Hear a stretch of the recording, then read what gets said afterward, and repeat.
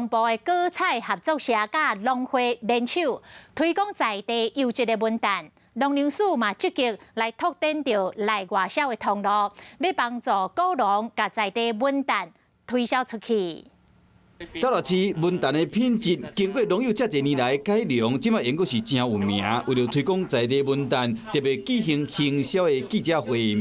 我们的柚子不但可以鲜吃外，也可以入菜。吃柚子有很多好处，除了帮助消化外，它一些有它维生素 C， 可以说让我们的身体更加好。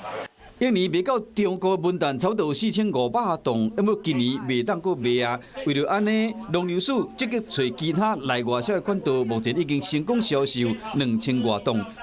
那加工的部分有400公吨，所以大概已经在还没到中秋之前，我们已经大概达标一半了。农业会除了积极开拓其他内外销的通路，嘛呼吁个人多多消费。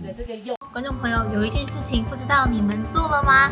那就是赶快来订阅我们的 CH52华视的频道，而且记得一定要帮我们分享、按赞，还要开启小铃铛。